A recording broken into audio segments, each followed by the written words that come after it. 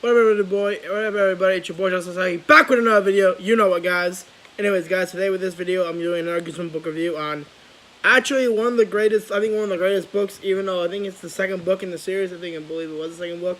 Stay Out of the Basement.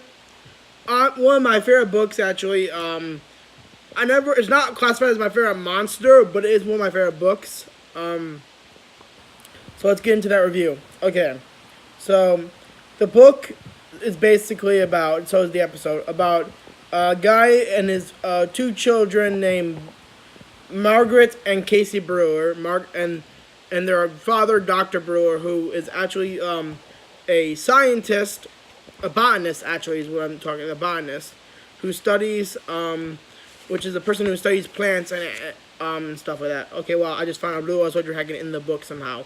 Don't know how, just found it. Okay. Maybe I was using it as a bookmark one of these a couple years ago or something. I don't know. Anyways, back to it. Back to the video. Let's see. Yeah. So, Margaret's mom is out visiting, I think, her sick grandma in the hospital. It was grandma or the aunt. I'm not mistaken. If I'm not mistaken, I think it was the grandmother. Let me try to find that part though.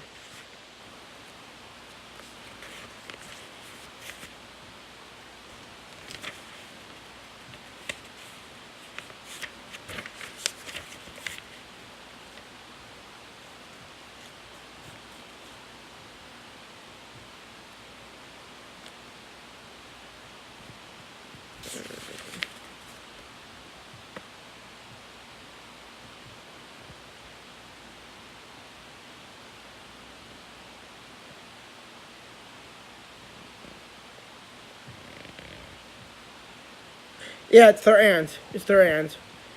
She's in surgery or something like that, or she's not doing so well.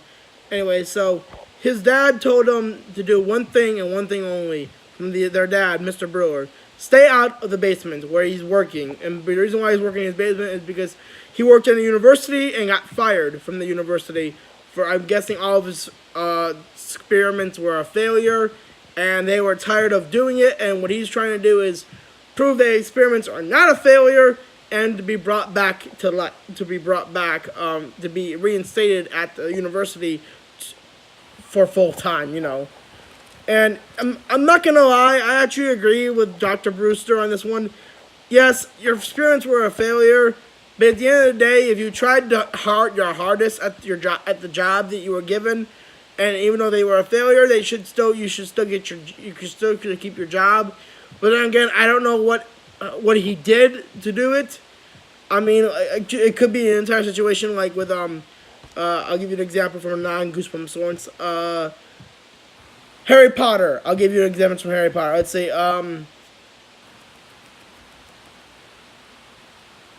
here we go.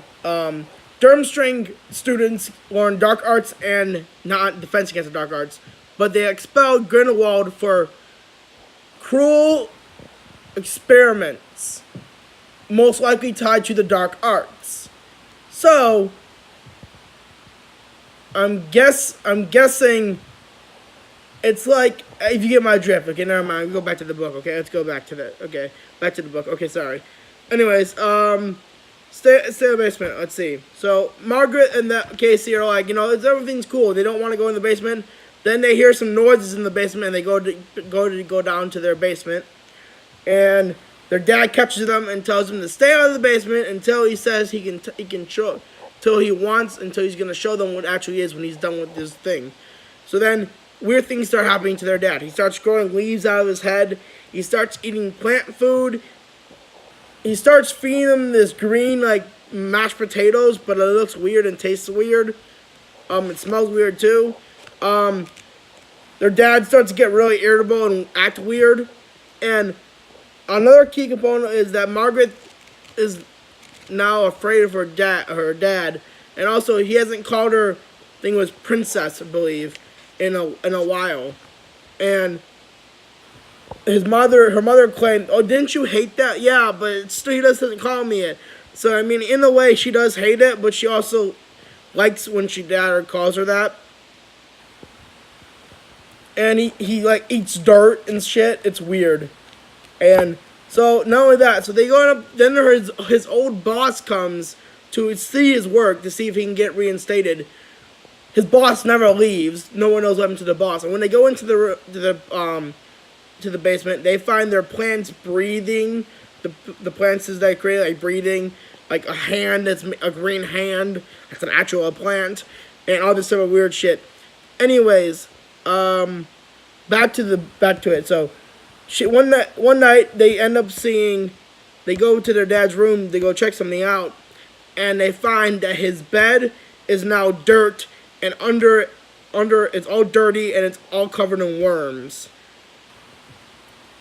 And to a certain extent, then they one day when their dad's out, their dad, they go downstairs in the basement and are going searching for things and find their dad in the basement in a closet locked up, and they don't know what's going on. So they untape him. He's duct taped and stuff, and told him that thing that they've been living with is a plant clone copy of him that he created on accident while working in the lab one night. He cut himself, and a drop of his blood fell into a plant he was working on, and it used its DNA his DNA from the blood to make a copy of him. And immediately then, the other dad comes down, and says, "No, he's not your dad. I'm your real dad. He's a plant copy that I created. He's trying to get you all." And then Margaret has what I would call a herbicide, which is like, I would say, something you destroy weeds with and other plants. It's like acid to plants, basically.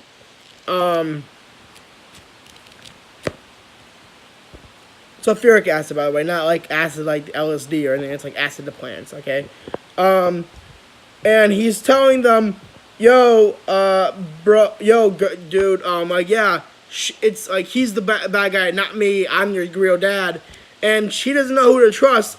And then the dad that's been previously tied up had said, "Princess, please, I'm your real princess, please." And at that moment, she realizes he's my real dad, the one that's been tied up. How she realizes it is because she called him princess, and only the real dad would call him princess.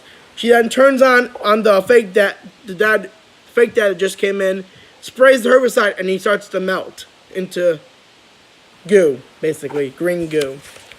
And then later on that day, or later on in the week, I guess, or a day, I don't know how, the mom was supposed to be coming home or something like that day or something, their dad shaves his head, I guess, and he destroys all his plants, burying them in the front yard. And they're like, "Yo, it's all cool and all." Like, yeah, I think that they were gonna, it's like, I think he was gonna, and then he's like, "Well, I'm glad you found it when you did." He said, "Yeah, because I have a feeling he wanted, just like any other organism, he wanted to dominate his environment, and I have a feeling he would have made plant copies of us all, and then get rid of the originals, basically, like he did try to do with his dad."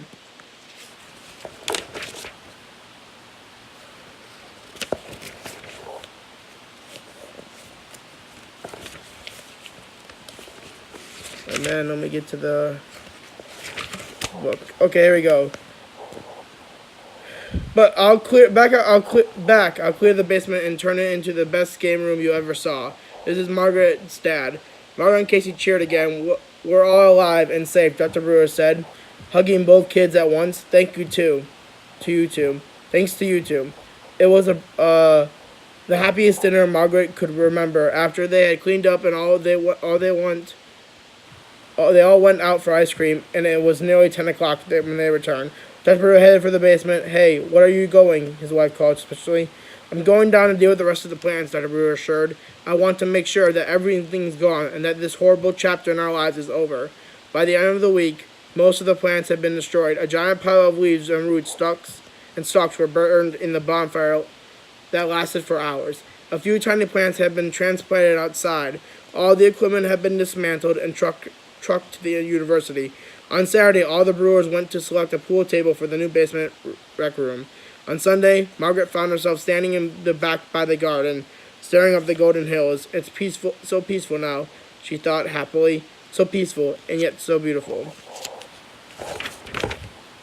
The smile faded from her face when she heard the whisper at her feet. Margaret! She looked down at some small yellow flower nudging her ankle. Margaret, the flower whispered, help me, please, help me. I'm your father, really, help me. I'm your real father. And that's how it ended. The actual book and the episode ended that way. I liked that book. I liked this episode too. I remember watching, I think this was the second episode I ever watched as a kid. And it was probably one of the good ones. I never got scared of it. I just thought it was weird and messed up a little bit. In the end, at first, when I first watching the episode, I remember seeing the dad eating dirt, and I'm like, someone's lost their marbles.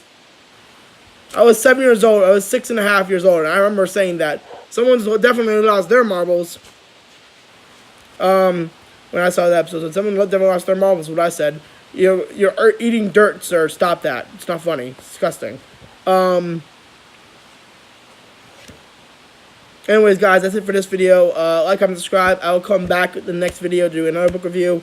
And I will be doing a part 1, technically, of the Hocus Pocus book I've been reading. It's going to be a theory video, most likely, and some other things that I found interesting in the book that we didn't get to see in the actual movie of the first movie they made. Which I will be talking to you about. Like, comment, subscribe if you haven't done so already, and I'll see you in the next video, guys.